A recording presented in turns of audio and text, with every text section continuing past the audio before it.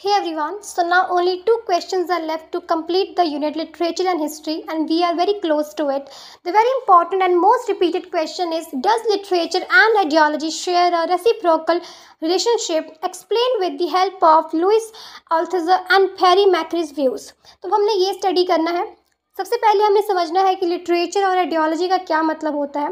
तो लिटरेचर हमें पता है कि वो सारा रिटन वर्क जो हम पढ़ते हैं, लिखते हैं, जो हम चाहे अपने आप को एंटरटेन करने के लिए पढ़ सकते हैं, या खुद को इंस्पायर करने के लिए पढ़ सकते हैं, या फिर किसी को इंस्पायर करने के लिए हम लिख सकते हैं, है ना।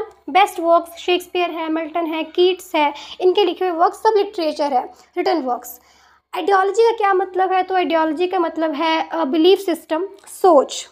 एग्जाम्पल के थ्रू समझाती हूँ कि मेरी आइडियोलॉजी है कि main and women should be treated equally, they should be paid equal wages, equal salaries for the same job. Okay, ऐसा नहीं होना चाहिए कि women should be paid less and main should be paid more. ये चीज़ नहीं होनी चाहिए। Society में इक्वालिटी होनी चाहिए, चाइल्ड लेबर नहीं होना चाहिए।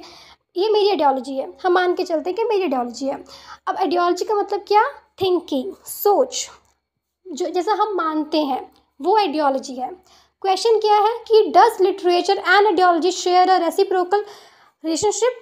इसका मतलब क्या है कि क्या जो लिटरेचर है, कि जिस तरह का वर्क हम पढ़ते हैं, लिखते हैं, जो रिटन वर्क है, क्या वो जो रिटन वर्क है वो हमारी आइडियोलॉजी को, हमारी सोच को चेंज कर सकता है? क्या वो उस पर कोई असर डाल सकता है? कि मतलब एक पर्सन है जो बहुत ही रिजिड सोच का है, जो ये मानता है कि women should not be allowed to work outside at their homes. नहीं, ऐसा नहीं होना चाहिए। They should be married at young age like 20-22 and they should spend their rest of life in Holmes.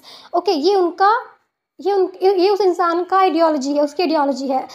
तो अगर वो इंसान एक ऐसा लिटरेचर पढ़े जो लिखा हो फेमिनिस्ट राइटर्स ने, जैसे कि मैरी शेली, वर्जीनिया वुल्फ, या फिर एमिली ब्रॉन्ट, जो वुमेन की कंडीशंस को, उनकी प्रॉब्लम्स को हाईलाइट करती हैं, उनके लिए आर्ग्यू करती हैं, अपनी वॉइस उनकी हेल्प के लिए जो लिखती हैं, है ना, जो फेमिनिज्म की फील्ड में काम करती हैं, क्या अगर वो इंसान इन लेडीज़ का अगर वर्क पढ़े, या किसी ऐसे इंसान का वर्क पढ़े जो फेमिनिज्म को सपोर्ट करता है, क्या इस वर्क को पढ़ के उसकी आइडियोलॉजी, उसकी थिंकिंग चेंज हो सकती है? कि वो पहले जो ये सोचता था कि नहीं, women should not be allowed to work outside, वो ये कहे कि नहीं, it is important, women should be free financially and for that they should work.